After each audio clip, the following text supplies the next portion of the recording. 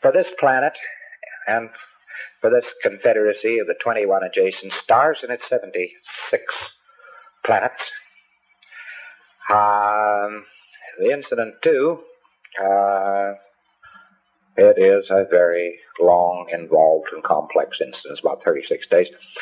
It starts out normally with a capture, some kind or another. Capture. And don't think of yourself as I'm trying to run a capture of having been airy-fairying around in the air and somebody something or other and got you down with a net and all that balderdash. Because people at that particular time and space were walking around in clothes which looked very remarkably like the clothes they wear at this very minute. And the cars they drove looked exactly the same, and the trains they ran looked the same, and the boats they had looked the same. Circa 1950, 1960, this civilization has simply copied our 100% because they were told to. And they walked down streets that looked like these streets and lived in houses that looked like these houses and so on. That's what the hell. And there was quite a bit of huffle-luffle and upset and so on before R6 took place. What it was the loyal officers were the body, the elective body. They called them the loyal officers. They were there to protect the populations and so forth. And they had elected a fellow by the name of Xemu, could be spelled Xemu, to the supreme ruler. And they were about to unelect him. And he took the last moments he had in office to really goof the floof. Yes, I don't blame you for dropping something. And he took these last moments to really upset it. He, of course, had several key birds who were close to him. He was a suppressive, banned all suppressives.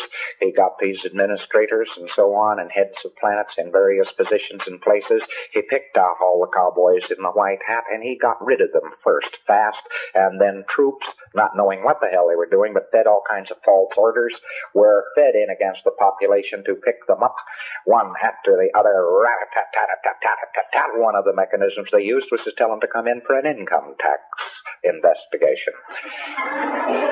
And the United States just copies income tax. They're just R6. They're a bunch of dramatizing psychotics, these guys. So in they went, and the troops started slaughtering them, and then the troops, of course, were ordered out to get a hold of certain bodies of renegade troops, which were ordered to get certain bodies of bad troops, and they shot each other up and implanted each other and wiped it out. They were making billiard balls out of these places. They were imported.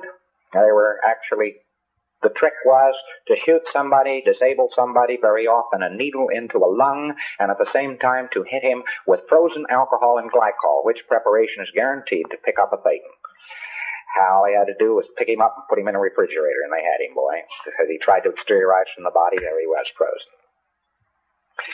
And they threw him into collection points, boxed them up in boxes, threw them into space planes, which are the exact DC-8s. The DC-8 airplane is the exact copy of the space plane of that day. And no difference, except the DC-8 had fans, propellers on it, and the space plane didn't. And they threw them into refrigerated units and so on, in view of the fact that Einstein was absolutely right. No man can't go faster than the speed of sound. What a lot of speed of light, which is a bunch of balderdash. The length of time from the planet Coltis to the planet Tigiak, which is the name of this planet, was 9 weeks, and you'll see that it's many light years. Coltis is one of the planets, and is to this day one of the planets of the North Star, Polaris. And people were ferried in here by the billions and the billions and the billions, and they were ferried in here with boxes, and they were put in boxes and stacked around, and the people who were on this planet already just caught it in the teeth. They weren't bothered. Nobody bothered to pick them up. They just shot their administrators from guns and shot their control points out, and they took these people in boxes and so forth, and they dumped them, and then they set off hydrogen bombs on the top of each primary volcano there is on this particular planet. And when they blew up, it blew the Thetans into the air, and after the bomb, an electronic ribbon, which also was a type of standing wave, was erected over the area. The tremendous winds of the planet blew every Thetan there was straight into those particular vacuum zones which had been created.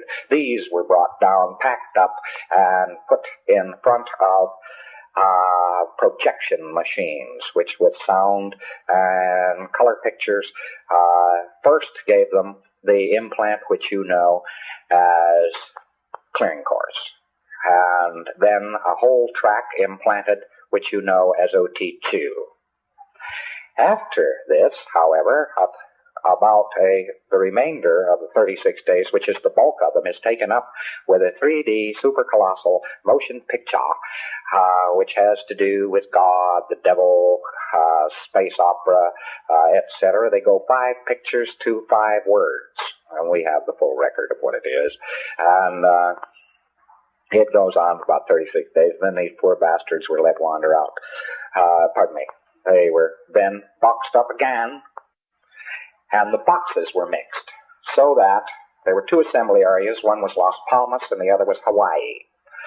And in these 2 assembly areas, they took samples from each volcano area and put it in little boxes. They had an assembly line, and at Las Palmas, it runs down the main street of Las Palmas. We've had more damned accidents on that main street you shake a stick at.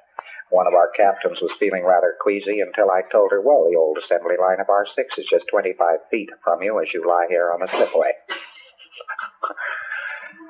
That blew the charge. The towns that were left and so on were just battered into ruins, where you had the renegades that had been hired and so on, and the administrators that had been loyal to Zimu were still trying to hold out. Within a year, he was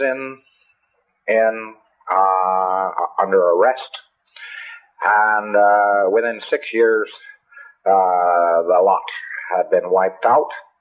The loyal officer was triumphant. Zimu was put with several of his cohorts in the center of a mountain, which is still on one of these planets, and in a wire cage, which is charged with an eternal battery. He's not likely ever to get out. There is a base on this planet, and it is so shredded away as to be hardly recognizable. Wherever, then, anybody tries to do anything about this, he's apt to get a flashback. So you mustn't go around talking about being the people who are going to save the planet. You are the people the planet obeys. You are the people who own the planet. You are not the people who are going to save the planet. And thereby you will save it.